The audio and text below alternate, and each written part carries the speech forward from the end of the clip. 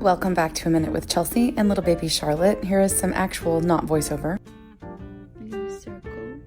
She is a circle, in case you were wondering. She had her breakfast and then we went to her room because she likes to watch the squirrels and the birds by her bird feeder. And as soon as she was in her bed taking her nap, I decided to make myself coffee and breakfast. No, I still have not figured out what's wrong with my fucking espresso machine. I'm really sick of it and I'm just like, do I just buy a new one? And no, because I haven't calibrated it. I did descale it. I haven't called the company, but I did buy it refurbished on Amazon like 5 years ago. So maybe it is just time for a new one. But honestly, it still kind of tastes the same. So maybe I'm just being kind of like a brat. I'm making TJ watch and just like that because we watched all of Sex and the City and I was like, this is not going to be as good as Sex and the City, but I do miss my friends and they do feel like my friends. They've been my friends for over 20 years and they are since 2004. Carrie Bradshaw and Miranda and Samantha and Charlotte have been my family.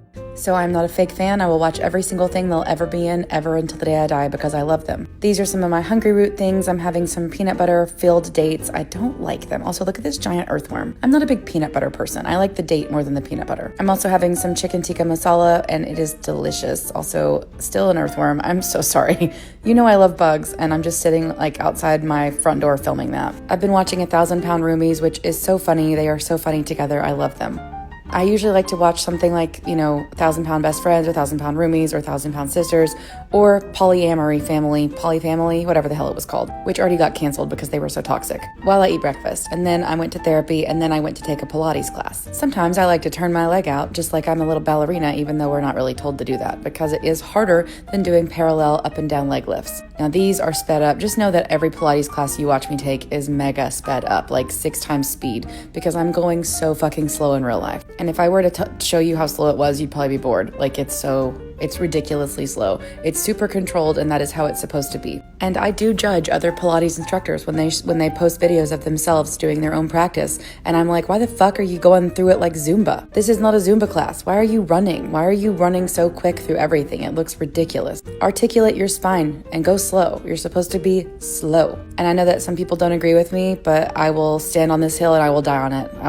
I will become the hill. Slower is harder, slower is better, slower is more control, and it's just safer, and it just that's what Pilates is. And also, I know people don't like that, sometimes there's contemporary moves kind of pushed into the classical moves. I teach classical and contemporary Pilates because I teach at a club Pilates. I also, however, make sure everyone has perfect form all the time because I am not letting anyone walk into my fucking studio and hurt themselves. I guess the way I believe in it is if you're still incorporating the classical moves and maybe you're adding a contemporary twist, but you're still doing it slow and controlled and you're still following the main principles of Pilates, you're okay. You'll never catch me doing a fucking burpee in a Pilates class. Ever. That's not happening because that is not Pilates. But I do incorporate a little bit of ballet into my classes, like maybe some plie squats and some releve, because it's good for your ankles, which I think Joseph Pilates would agree with, if that makes sense. After class was over, I headed over to Kroger. I went to the Kroger in Little Rock because my class was at nighttime, and I knew that if I tried to drive home right then, I would be stuck in 5 o'clock traffic. And yes, I know I just called 5 o'clock nighttime, because it is to me.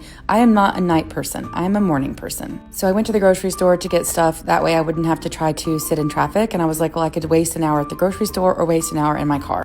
And an hour at the grocery store is not wasted because now I have groceries. I am mostly eating Hungryroot, but there are some things I will not budge on, like my breakfast. So as you know, I'm going to buy breakfast stuff like eggs and things like that. But you can also customize that in your Hungryroot box if you do not want breakfast, which I don't get breakfast delivered. I only do lunches and dinners. Again, if you want $50 off, it's in my bio and it's not sponsored. I pay for it myself. Also, bunnies. Bunnies are everywhere. They're in my yard. I love rabbits. I love them so much. Here's my little grocery haul. That hummus was disgusting and I'm very sad. And I really hope Hungryroot sends me more hummus because theirs was the best and now I'm mad that I'm out of it. For dinner, I toasted these little sandwich breads and I made a black bean veggie burger. And it was supposed to be like a bowl, but I decided just to eat it on bread because it sounded better and that's what I wanted, along with some junk food because that's okay.